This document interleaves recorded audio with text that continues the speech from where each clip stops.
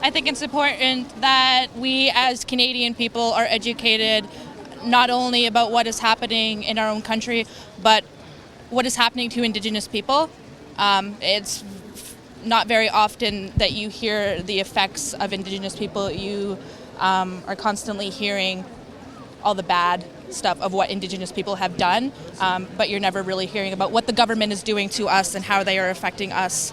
You know, it is an urgency because there is scientific evidence that has shown that tar sands development has had devastating impacts on communities, and it's not just First Nations people either that are being impacted by tar sands. You know, we're seeing high cancer rates, water contamination, Especially living it firsthand. Yeah. I remember growing up as a kid and not having clean running water, and I've had family members die of cancer, and it impacts our communities. And going back to the communities that are going to be impacted with the Teck Frontier, they have done traditional land maps on their lands, and it has shown that this frontier is going to affect their traditional waterways from the Mackenzie River, the Mackenzie water system, Peace River to Slave, all the way up to the Arctic.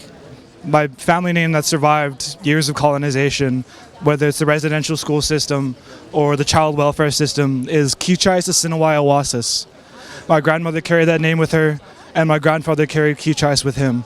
So I've spoken to a lot of elders, and I've also seen the poison that's happened to our communities, whether it's the water, the animals, or even our natural medicines like the berry patches, the sage and the sweetgrass.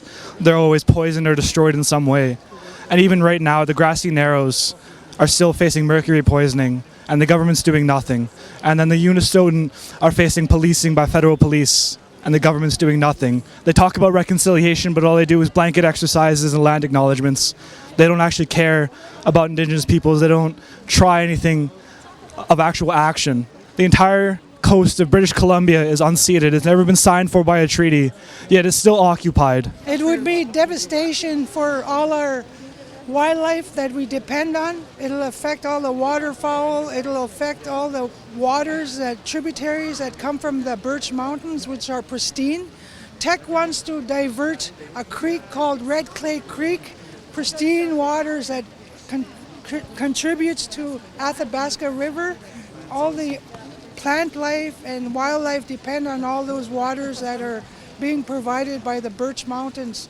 All that is going to be compromised and destroyed forever. It takes over 100 years to reclaim land. They say they can reclaim, but there's no such thing as reclamation once they destroy the lands.